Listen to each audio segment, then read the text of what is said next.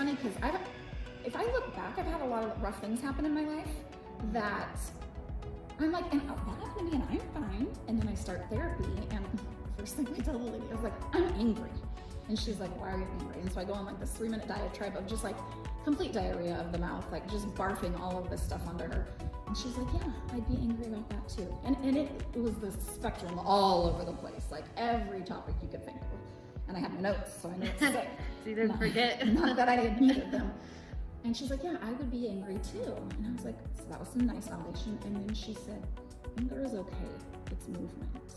And I don't know why that hit me so much, but it was like, oh. And then she said, all these experiences that were hard for you, you know, whether you were stalked, whether you asked to be, you know, my oldest daughter had open heart surgery and she was 2. There's a plethora, I won't go into them all.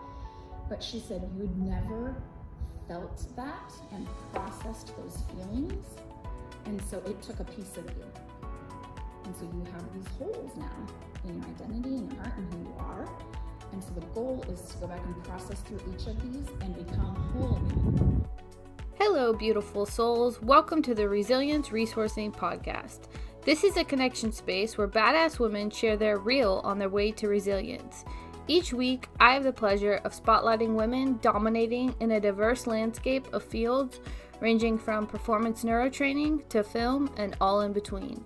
You will get to know the unique qualities these women each carry and how connecting with these empowering women's stories bring about camaraderie and in turn empower you towards your unique dreams and goals. First thing we did brain spot was my anger towards the church. Yeah. And the church in general too, not just the churches I attended, but the system, right? Yeah. The powers that be behind the scenes that are pulling the strings. Were there any experiences or things that really, within the church system or an area of it that has, you know, triggered you the most, I guess? Recently, I have a whole list. You remind me so much of Glennon Doyle. So much. Like, you have this I read her book, I did love that.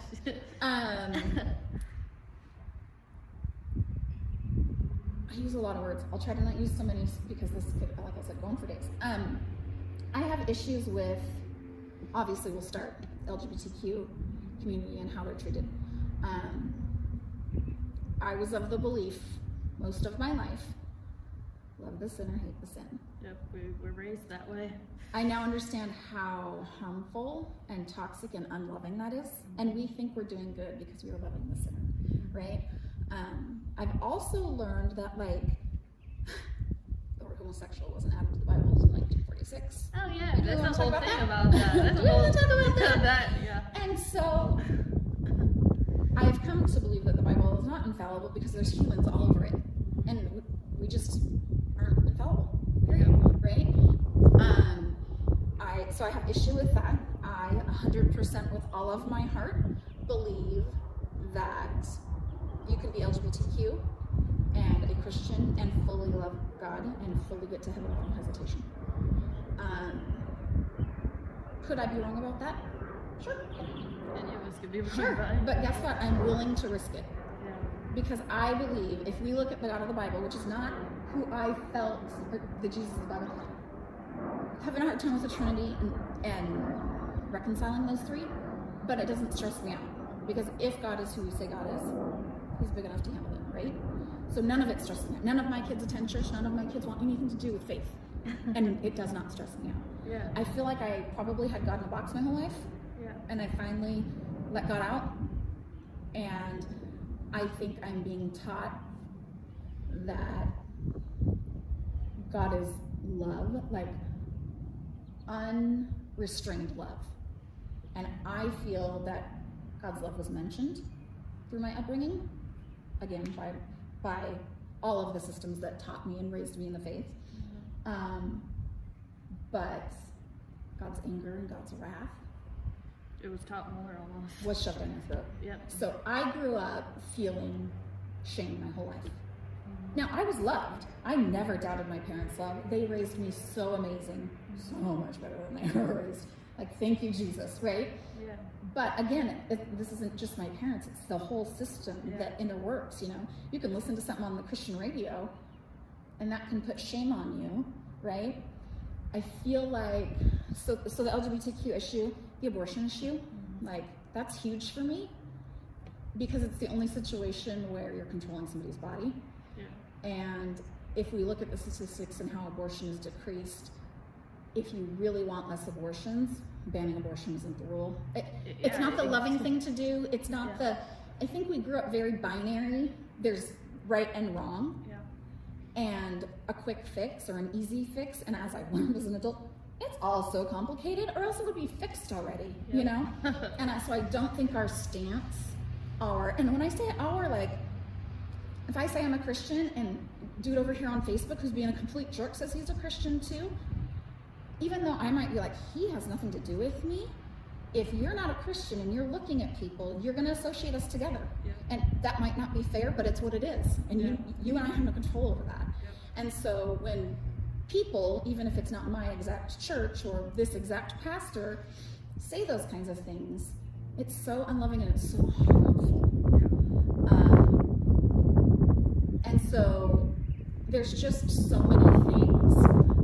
I also think that going to church in the actual building is just not for me. It's not my thing.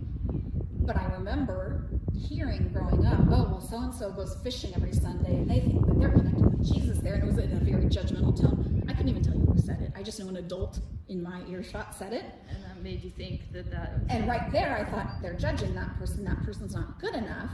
So now when I hear that, but all of our systems, church, school, they're designed for one type of person, right? Abled, body, right? white. I have a kid who was challenged growing up, has learning disabilities. Traditional school doesn't work for her, and that's not her fault.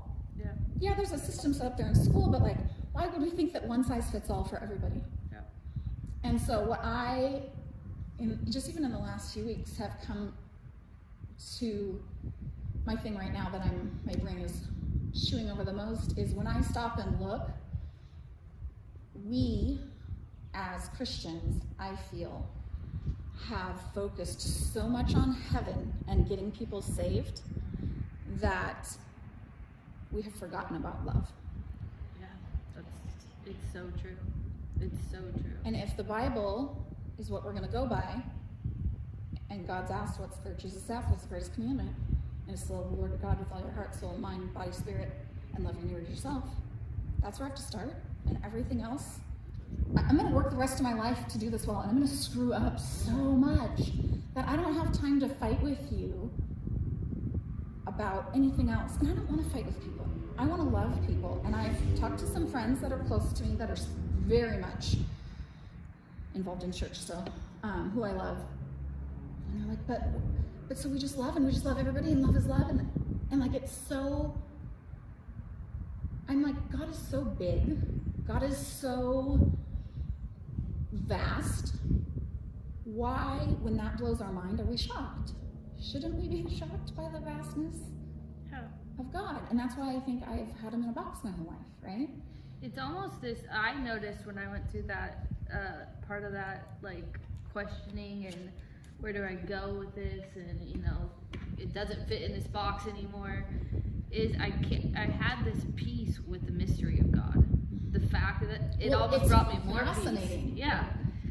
Yeah. It brings you almost more peace to know the mystery of him and to always be curious to learn more about him, instead of he's in this box and you can't get out of this box. Right. And if you don't fit in this box, like, yeah. And the freedom of not having to know and have everything figured out, and knowing that we will never have it figured out. Like, there's so much freedom in that. Now, there's times where I'm like, I'm sad because the church that it was supposed to be, I left. I don't attend church anymore. Yeah, one person has asked about me, and I don't need people to ask about me because, listen, I'm on my own journey. But if the church says they are what they say they are, the one person that asked about me asked my husband. Nobody's reached out to me. I had the exact same experience. Which is fine, because I don't want you to reach out to me if it's fake, right? So it's this double-edged thing, right? So I'm not judging them for that. I'm just saying, I don't think our words are matching up with our actions, so maybe we should stop talking and start acting. And that's what I'm trying to focus on. And I agree, it's so much more free. But then there's scary times too, where you're like, and I think I'm past most of the scary times now, but for a year and a half, stuck at home with nothing else to distract you, there's definitely times where I'm like, but if not this, then what this? And to be honest, I have tried so hard to walk away from any faith. I've tried to quit Jesus multiple times, and I keep being drawn back emotionally to Jesus and the church. The church I have to just set a boundary with for now, and maybe someday that'll happen. I doubt it, but maybe. I'm not saying it won't. And some days I believe and some days I don't. And I don't think God's worried about that. Nope. I think God has enough room for the people that he created to have questions and not have it all figured out. And that's like the thing that when you talk about, I think that a lot of people could probably relate to that feeling of, with the church, you're either in or you're out. And somebody who very much like you spent my entire life in the church and did so much of, my whole life was just church, and it becomes your family, it becomes your community, and it is really kind of a hard wake-up call when you step out and those people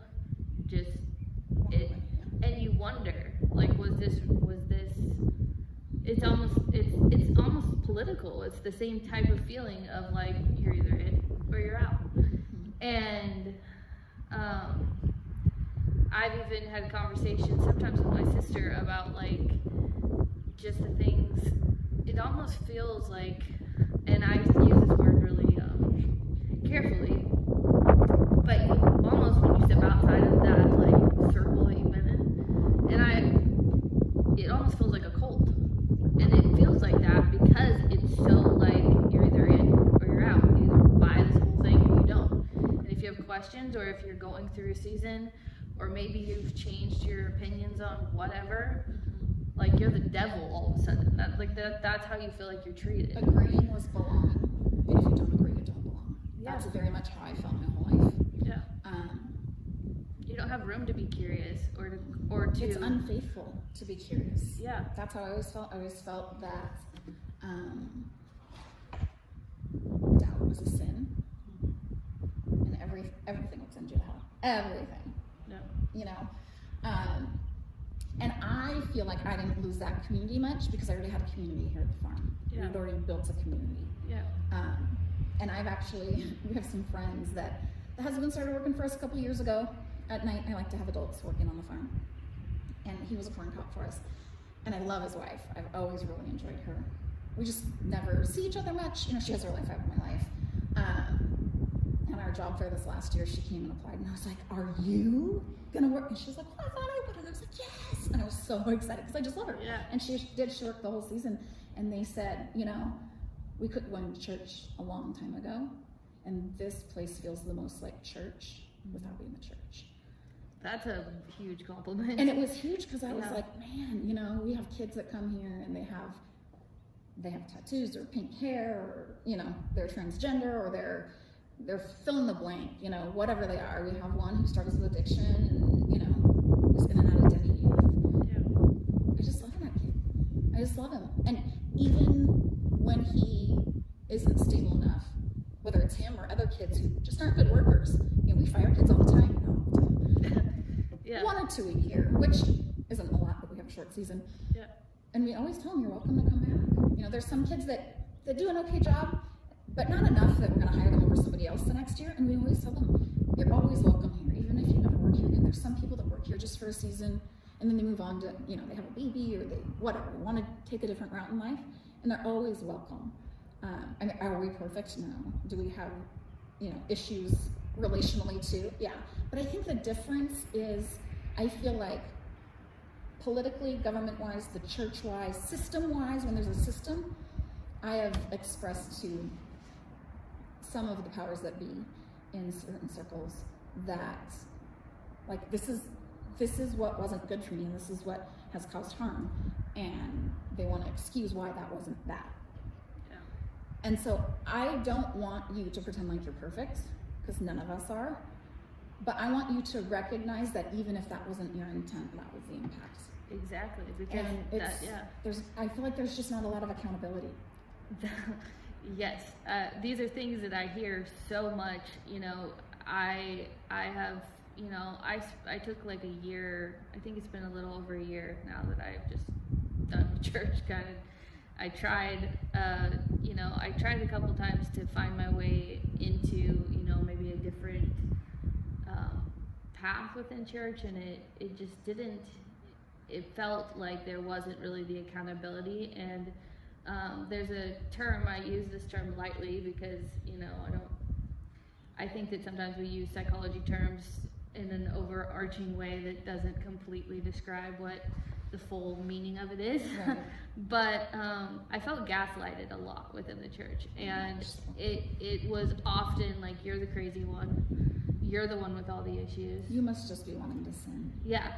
And it really so dismissive, screws up your head. Like, you really start to question yourself, and I think that is something that is really toxic within church, because it's, and when we say church, we're talking about like the system, right? And you know, I've heard many times pastors, people say, well, we're all people, we're all human, we're all flawed. And it's an excuse, you know. If you were talking to somebody in any other kind of professional or business manner, that's not what they would say. They would say, oh, let me look into that. Like, thank you for telling me that, you know. Mm-hmm. And instead of excusing themselves from having any accountability or any opportunity for growth is really what I see it as. But that's the scary part, you know, is when you start to notice that there really isn't. Where is that accountability? Right, and I noticed this a lot with all of the racial upheaval this last year is, what's a sin issue? And if we just individually bring people to Jesus, then we won't be racist anymore. And it negates the whole issue of there's a system in place. No, yeah. You know? And I think it is I see it as a blanket. Yes, it's a sin. Okay, I could beat my child, and that is a sin, but that's also illegal. Like, you know? It has to be a boundary. You have to repent in your heart, but you also need to go to jail and then get some therapy, right? Yeah. Like, so I think it's just a scapegoat. That's what I think it is. To say, oh, it's sin, or the people who I say, you know, we love these LGBT, you know what? This is what it comes down to. We have started seeing people as issues and labels, and we've dehumanized them, and we fail to see the humanity in them. Yeah. We only see what we label people based off what their particular sin, and I'm using quotation marks, right, is, you know, within the church. Oh, that's the, you know, like, I had people saying things about me when I left the church that we went to together, and I freaking was out of that church and had been and was in college, and I had some girl at college, like, who had some connection with someone there, and the gossip that was going on about me, it was funny, kind of, because I was like, wow, I haven't even seen those people in how long, and right, how would they know this, you know? But it's just like people, you start getting labels for who you are, and based off of your whatever specific struggle is, you know? And a scapegoat, I think, is a really good way, because scapegoat is that, like, we can get them, put it on them, so it's like that projection, you know? That's something that you learn in therapy or psychology, is what projection really is, and it's taking that, taking something that you don't want to deal with personally, that maybe is a mirror to something that you're dealing with, and put it on someone else. And I've seen that a lot in this last year. A lot of, especially very conservative Christians,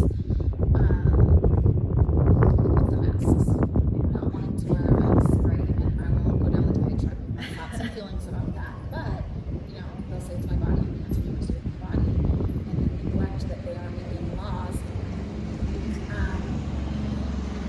that regulate women's bodies. Exactly. And ignore the fact that there's only laws regulating women's bodies and not men's bodies. And if you started regulating men's bodies, well, we did kind of with the masks, right? And I don't love masks, don't get me wrong. Yeah, like, I don't think any of us love them, but you know what, if it's what I need to do to show love to my neighbor, okay, I'll do it. Just like the gay agenda, have you heard that phrase? Yep. like they're just trying to turn everybody gay. No, actually, they're not. But you're trying to turn everybody Christian, so I feel like you're projecting, you're proselytizing, so you just assume that everybody else is too, right? And I think what comes of that, and the same thing with like all the COVID thing, I'm not giving my opinion on if anything was done right or wrong with all of this COVID thing. I think it was a hot mess on every side, right? We didn't get much of a warning, so it's not like anybody really could prepare. Yeah. But what I heard a lot, again from that same type of group, is that group that I came from, is they're just trying to lead with fear.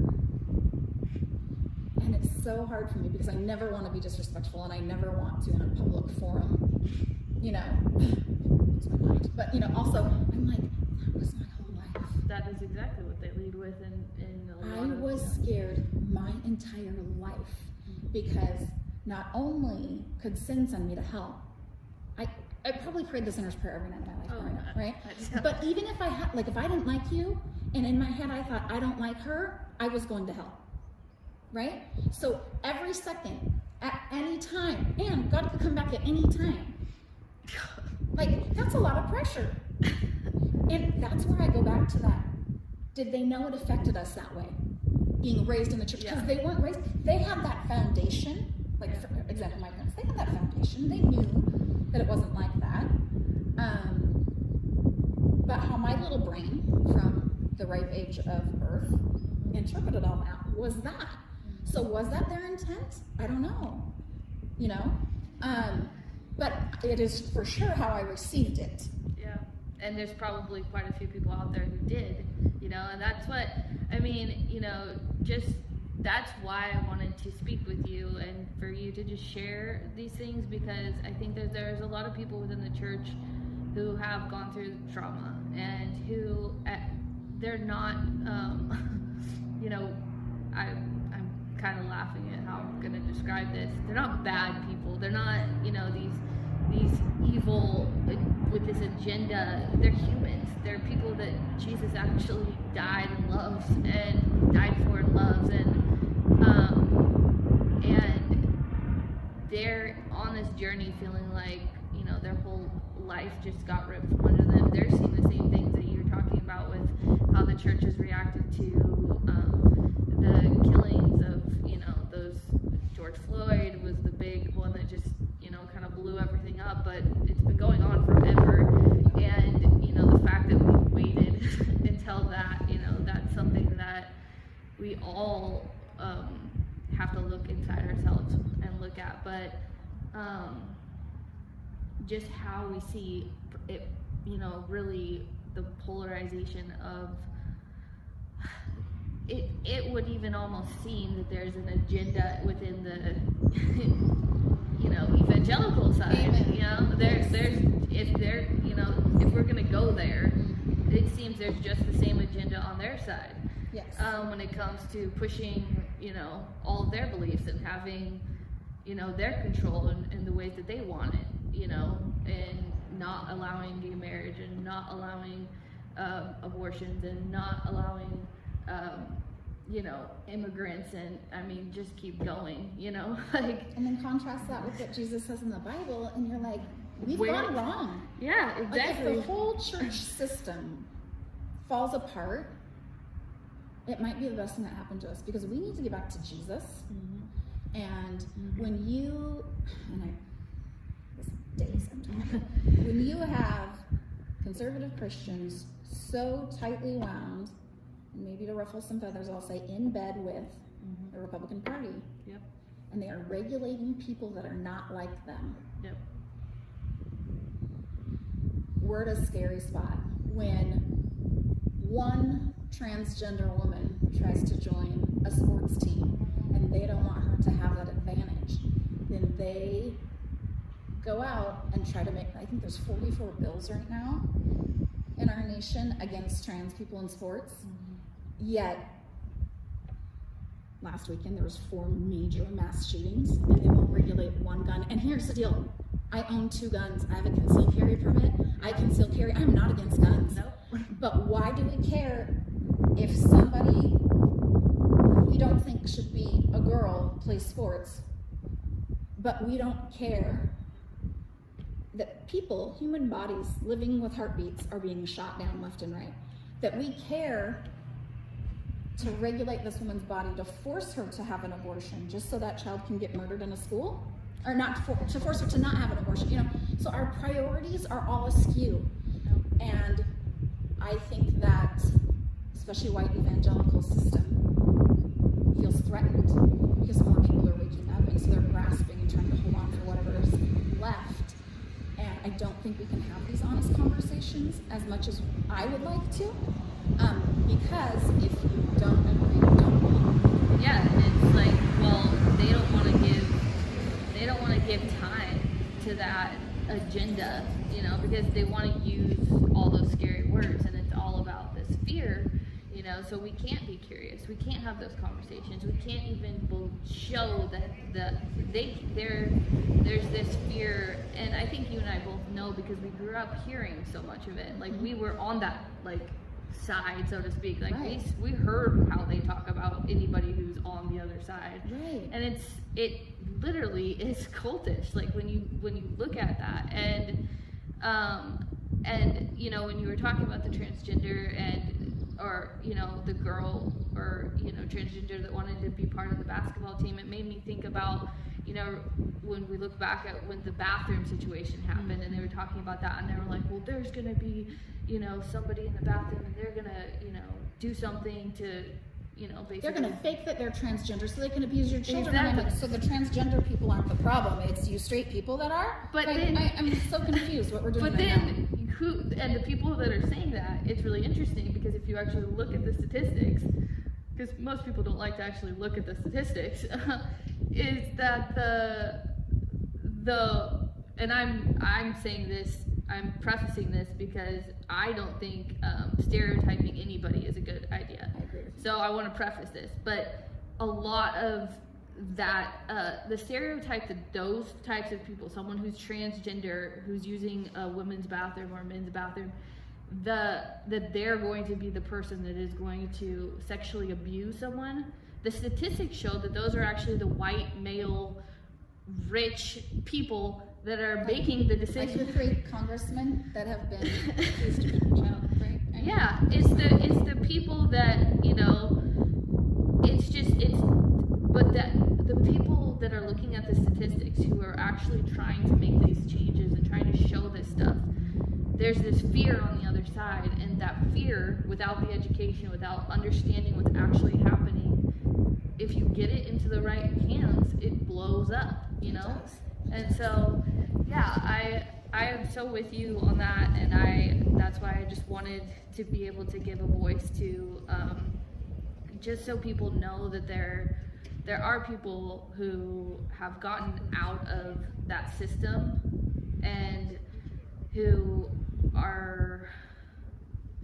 haven't gone crazy, and it's not this like polarization thing. And I just want people, you know, to know that there's a group of people that care and that are working on the same journey of trying to figure that out. And it's okay if you don't have all those answers. Yeah, for sure.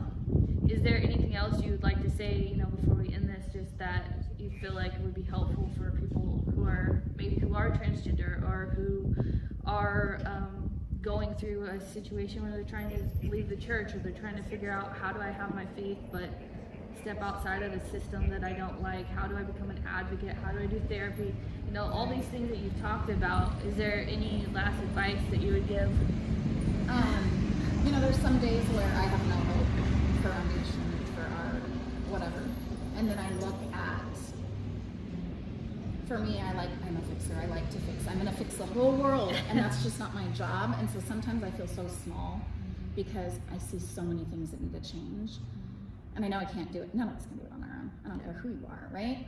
And then I look at my kids, and I'm like, this is where I start.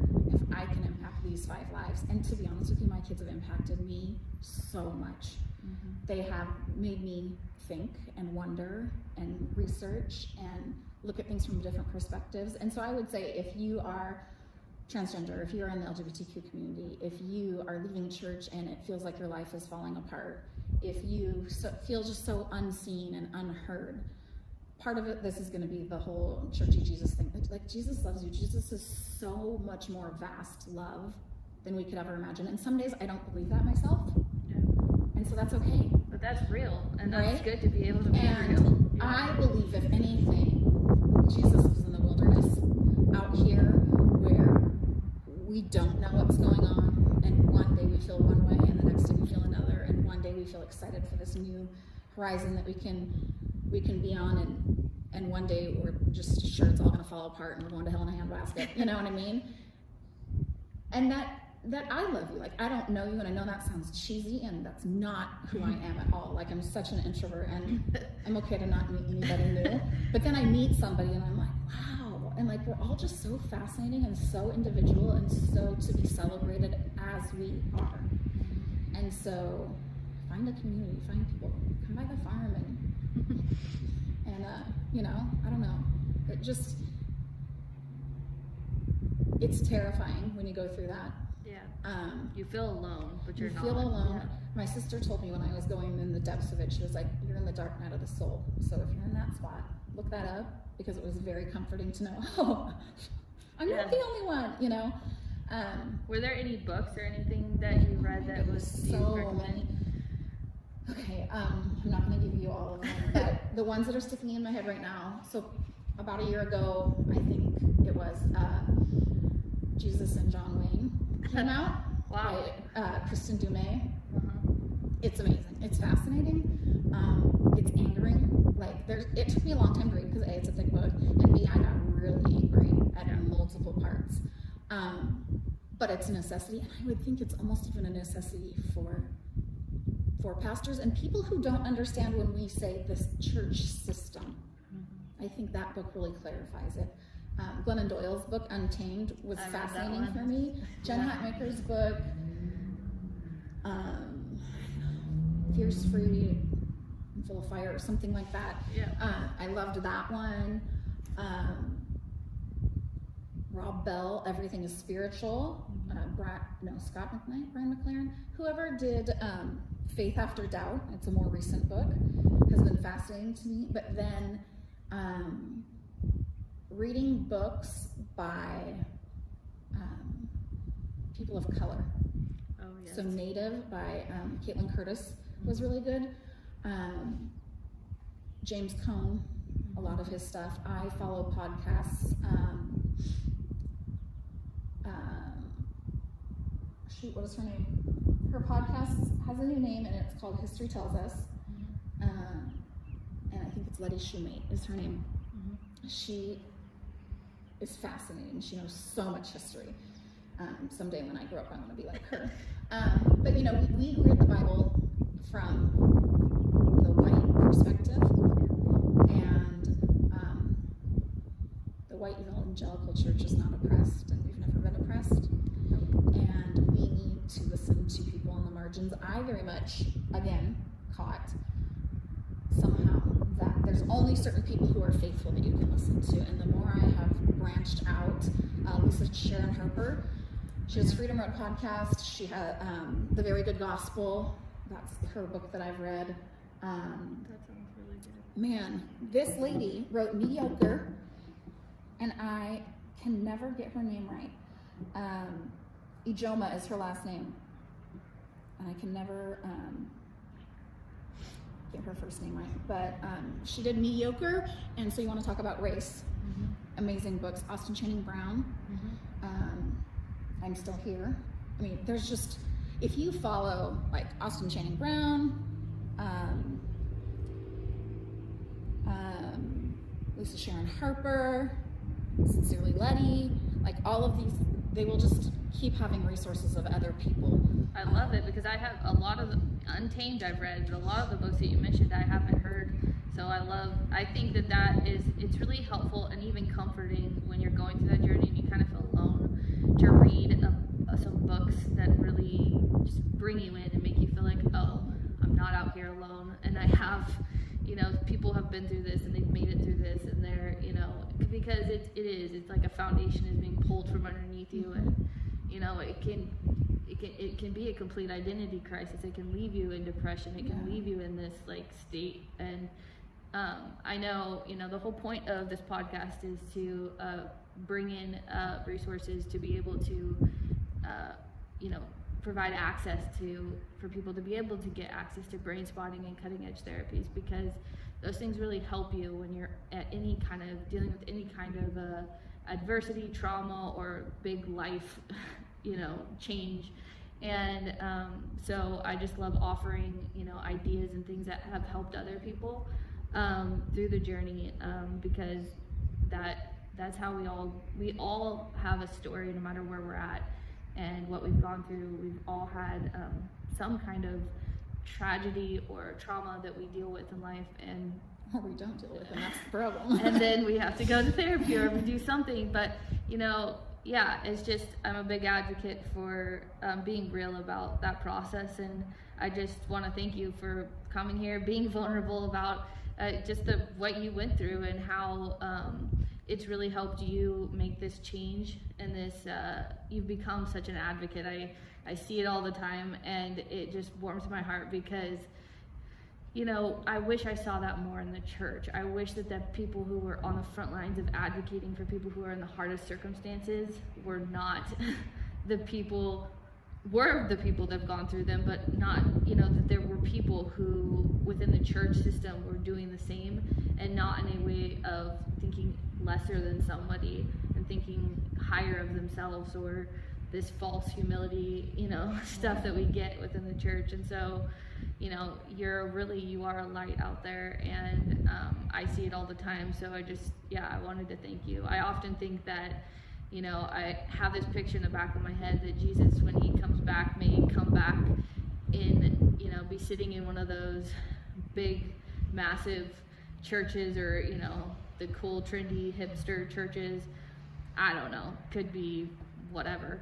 But as someone who is dressed as if they don't have a home, or as if they don't have resources, and so quickly we pity those. But I feel like that is actually the closest to Jesus. That is my picture of what Jesus is like. He's not on this stage with all this pride and full of, and not to say that those people, anybody who has money and wealth and all those things, cannot be close to God. Right. But I think we have, for a long time, continued that agenda that is what it looks like. Yeah, we've said there's just one, and this is what it looks like. And really, when we say that, what I've come to realize lately is we're saying how small God is. That he can only make one version of good. Yep. Well, thank you for chatting with me. I mean, Yeah, it's a process, and I'll be in process forever, and that's fine with me. that's a really healthy place to be. So thank you so much for your time.